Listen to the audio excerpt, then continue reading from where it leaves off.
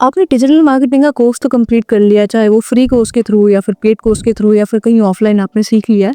But जब बात आती है फर्स्ट इंटर्नशिप की, तो वो आपको नहीं मिल पा रही है क्योंकि वहाँ पे एक्सपीरियंस मांगा जा रहा है, और जब इंटर्नशिप ही नहीं मिल रही है तो एक्सपीरियंस कैसे आप दिखाओगे। तो अगर आप अप्लाई करे जा रहे हो बट आपको इंटर्नशिप नहीं मिल रही है कहीं भी, और ढूंढते ढूंढते आप इस वीडियो तक आ गए हो, तो ये वीडियो आपके लिए बहुत ही हेल्पफुल होने वाली है। तो इस वीडियो को आप एंड तक जरूर देखना। आज मैं आपको बताऊंगी कैसे आप स्टेप बाय स्टेप बिना किसी एक्सपीरियंस के, बिना किसी फैंसी डिग्री के अपनी first digital marketing internship crack कर सकते हो। Hi everyone, I am Swati. इस चैनल पे हम बात करते हैं career growth, real world strategies की। कंपनीज ऐसे लोग हायर करना चाहती है या ऐसे लोगों को इंटर्नशिप देना चाहती है जिनमें थोड़ा बहुत काम ऑलरेडी आता हो, जिन्हें एकदम बिल्कुल जीरो से या स्क्रैच से ना सिखाना पड़े। लेकिन इसका मतलब ये भी नहीं है कि भाई आप 2 साल का एक्सपीरियंस लेके इंटर्नशिप करने जाओगे, बट आपको ये चीज एटलीस्ट दिखानी पड़ेगी कंपनी के इंटरव्यू में कि यू कैन ऐड वैल्यू। मतलब ऐसे नहीं कि आपको एकदम स्पून फीड करना पड़ेगा, सब कुछ आपको जीरो से सिखाना पड़ेगा। तो अपनी first digital marketing internship crack करने का एक सिंपल सा फॉर्मूला है, that is skills plus proof plus smart outreach. तो चलो अब इसको डिटेल में समझते हैं कि इसको एग्जैक्टली करना कैसे है। अब स्टेप 1 है, सबसे पहले डिसाइड करो कि आपको डिजिटल मार्केटिंग में एग्जैक्टली किस कैटेगरी में जाना है। अब इसमें बहुत सारी कैटेगरीज आती हैं, जैसे social media marketing, performance ads, SEO, content writing, email marketing, influencer marketing and analytics. अगर आप हर कैटेगरी को सीखने की कोशिश करोगे कि आप सोशल मीडिया भी सीख लो, आप एसईओ भी कर लो, आप कंटेंट भी लिख लो, तो आप बहुत ही एवरेज रह जाओगे। तो आपको फोकस करना है किसी एक स्पेसिफिक स्किल पे, किसी एक स्पेसिफिक कैटेगरी पे। फॉर एग्जाम्पल, अगर आप सोशल मीडिया में जाना चाहते हो तो आपको पता होना चाहिए कि कैसे कंटेंट कैलेंडर बनता है, कैप्शन में ऐसा क्या लिखना चाहिए, वीडियो के हुक में ऐसा क्या बोलना चाहिए, या फिर अगर व्यूज नहीं आ रहे तो क्या करना चाहिए, अगर वॉच टाइम नहीं बढ़ रहा है तो क्या क्या स्ट्रैटेजीज होती हैं। ये आपको चीजें पता होनी चाहिए स्पेसिफिक एक कैटेगरी के बारे में। स्टेप नंबर 2 है, फ्री में सीखो बट रैंडम में। जैसे आज यूट्यूब, गूगल बहुत सारे फ्री कोर्सेज प्रोवाइड कर रहे हैं, बट सारे फ्री कोर्सेज करके उनके सर्टिफिकेशन इकट्ठा करना आज के टाइम पे इनफ नहीं है कि भाई आपने सर्टिफिकेशन इकट्ठे कर लिया और वो एक प्रूफ बन जाएगा कि हाँ अब आपको इंटर्नशिप मिल जाएगी। अब कंपनी स्किल देखना चाहती है कि कैसे आप कितने एआई पावर्ड हो, कितना आपको एआई टूल्स यूज करना आता है, कितनी आपको आपके पास स्किल्स हैं।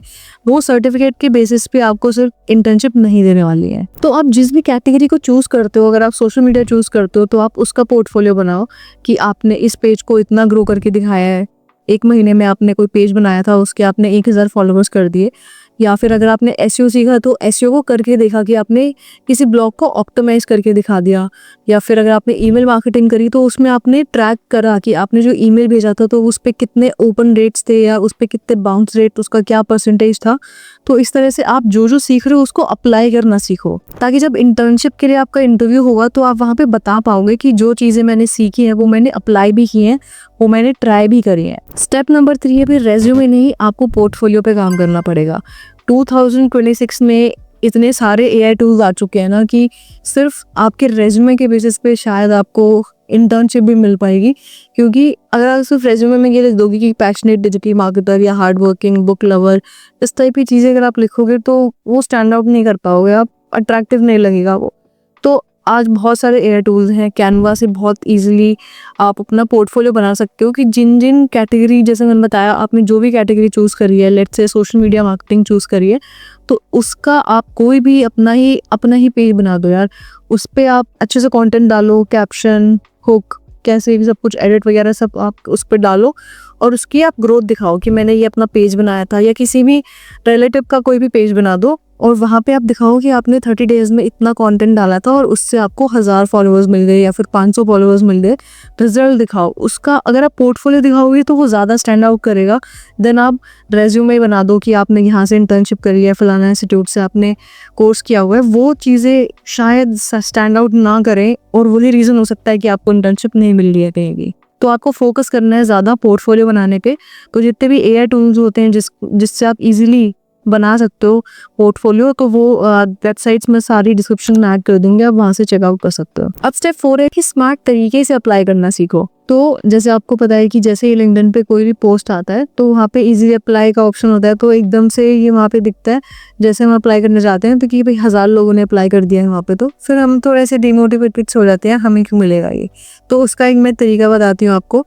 तो जैसे अगर आप डिजिटल मार्केटिंग सर्च करते हो लिंक्डइन पे और आप वहाँ पे अप्लाई करते हो कि पास्ट 24 आवर्स में जितने भी पोस्ट आई हैं, जितने भी वैकेंसीज आई हैं, वो सारी दिख जाए, तो वहाँ पे अगर आप यूआरएल में ये चेंज कर देते हो, इसका यूआरएल मैं डिस्क्रिप्शन में दे दूंगी, तो वहाँ पे आप पास्ट 1 आवर की आपको सारी जॉब्स मिल जाएंगी। उससे क्या होगा कि आप 1 घंटे में जो भी जल्दी जल्दी पोस्ट हुई है, मतलब 1 घंटे में जितनी भी पोस्ट हुई है उस पर आप डायरेक्टली अप्लाई कर सकते हो।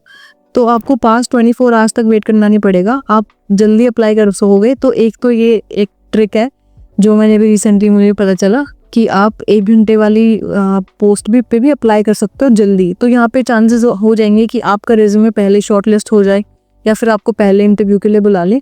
तो एक ट्रिक तो ये वाली हो गई। सेकंड चीज़, आप डायरेक्टली रिक्रूटर को मेल करो या फिर डीएम करो, या फिर लिंक्डइन पे कनेक्ट का ऑप्शन आता है जिसमें आप 2 लाइन का मैसेज कर सकते हो, तो वहाँ पे भी आप लिख सकते हो।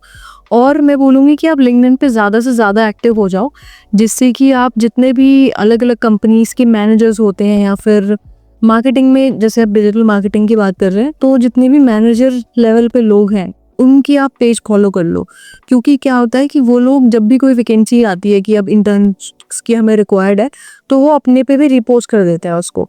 तो चांसेस ज़्यादा बढ़ जाएंगे कि आपको वो पता चल जाएगा कि ओके इस कंपनी में, जेप्टो में, जोमेटो में कहीं भी इंटर्न्स की रिक्वायरमेंट है, तो वहाँ पे आप डायरेक्टली फिर अप्लाई कर सकते हो। और हो सकता है आप उन्हीं को ही मैसेज कर दो कि कैन यू रेफर मी, इस टाइप से करके। मतलब अगर वो कोई मंथ बता दे कि इस मंथ में ज़्यादा इंटर्न्स हम हायर करते हैं, तो वो भी एक एड ऑन हो जाएगा। ज़्यादा चांसेस हो जाएंगे कि आपका रेज्यूमे शॉर्टलिस्ट हो सके। ठीक है, तो मैंने एक तरीका आपको बताया कि आप पास्ट 1 आवर वाली आपको सारी जॉब्स मिल जाएंगी। तो आप अब देखो, अगर आपका पोर्टफोलियो अच्छा नहीं होगा तो पास्ट 1 आवर से भी कुछ नहीं होगा। तो आपको ज़्यादा फोकस करना है कि आप रिजल्ट दिखाओ अपने पोर्टफोलियो में, और पास 1 आवर वाली जितने भी जॉब्स है ना, सब में अप्लाई कर दो इंटर्नशिप में, चाहे वो पेड है, अनपेड है, कैसी भी है। फर्स्ट इंटर्नशिप पे इतना मत सोचो, आप बस ये सोचो कि आपको सीखने को मिले।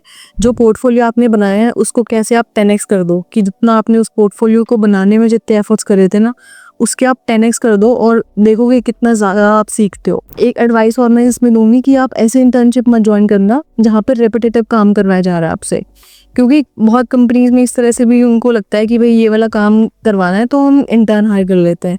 कोई भी रेपिटेटिव काम होता है या फिर कोई ऐसा जिसमें तक दिमाग यूज़ नहीं होगा, तो आपको मेक श्योर करना है कि आप अपनी फर्स्ट इंटर्नशिप डीएम में ऐसी करो जहाँ पे आपका थोड़ा दिमाग भी यूज़ होए। या फिर आप चलो कनेक्शंस का आप बनाओगे ही, बट उसमें एटलीस्ट आपका दिमाग तो यूज़ हो। ऐसा काम तो नहीं कि भाई कॉपी पेस्ट वाला काम पकड़ा दिया आपको या फिर कोऑर्डिनेशन वाला काम पकड़ा दिया। तो you need to make sure कि आप ऐसी इंटर्नशिप में काम करो जहाँ पे आपको एक्सप्लॉइट ना करे कोई कि भाई फ्री के काम करवा रहे हैं आपसे अनपेड में। तो मेक श्योर करना है कि आप वो चीज़ बताओ कि मैं यहाँ पे सीखने आया हूँ, और आप रिमाइंड भी कराओ उनको कि भाई मुझे सीखना है। और जो भी आपके मैनेजर्स हैं या फिर जो भी कंपनी में, ये आपके ऊपर मतलब आपकी रिस्पॉन्सिबिलिटी होगी कि आप उनसे ज़्यादा से ज़्यादा क्वेश्चन पूछो ताकि वो आपकी हेल्प कर पाए। अगर आप वेट करोगे कि भाई सामने वाला ही सिखाएगा तो फिर तो नहीं ग्रो कर पाओगे। तो you need to make sure कि आप ज़्यादा से ज़्यादा एक्टिव दिखो और उनके पीछे पड़ जाओ कि वो भाई आपको जो आता है आप मुझे सिखा दो, और उसके लिए फुल डेडिकेशन से आप सीखो वहाँ पे। स्टेप नंबर 5 है कि एआई टूल्स यूज़ करना तो बहुत ही मैंडेटरी हो गया है। मतलब लोग अब तो डिस्क्रिप्शन में भी ऐड कर रहे हैं कि एआई फ्रेंडली होना चाहिए आपको। और अभी मैं एक न्यूज़ भी देख रही थी कि एसेंचर, अब वो मुझे पता नहीं कि सही है कि नहीं, कि एसेंचर में ये मैंडेटरी कर रहे हैं कि भाई एआई टूल आपको यूज़ करना आना चाहिए। क्योंकि उससे क्या होता है कि आप जो रेपिटेटिव काम है वो जल्दी कर पाओगे।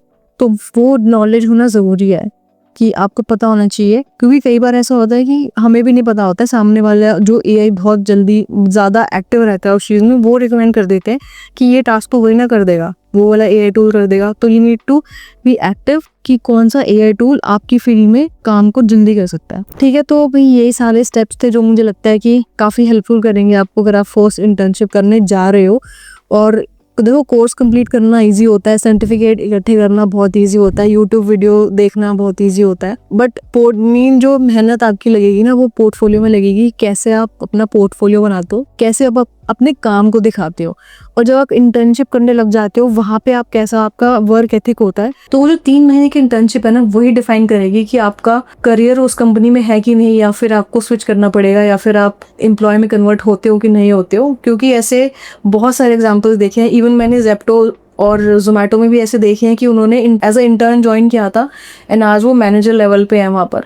तो कहीं ना कहीं उनका वर्क एथिक अच्छा होगा कि वो सीखने वाले थे थोड़े से, उन्होंने ऑब्वियसली अच्छा काम भी किया होगा बट उन्होंने सीखा भी होगा। दोनों चीज़ें अगर आप अच्छे से करते हो और रिस्पॉन्सिबिलिटी से लेके चलते हो कि हाँ अगर आपको कोई काम दिया गया है तो आपकी रिस्पॉन्सिबिलिटी है कि आप उसको कंप्लीट करो, मतलब सामने वाले को ना पूछना पड़े कि वो हो गया कि नहीं, आप उससे पहले आप ही अपडेट दे दो कि भाई हाँ ये मैं कर रहा हूँ और ये इतने टाइम तक हो जाएगा। अगर आपका वर्क एथिक अच्छा होगा तो इंटर्नशिप हो सकता है 3 महीने में के बाद ही आप वहाँ पे परमानेंट एम्प्लॉय बन जाओ।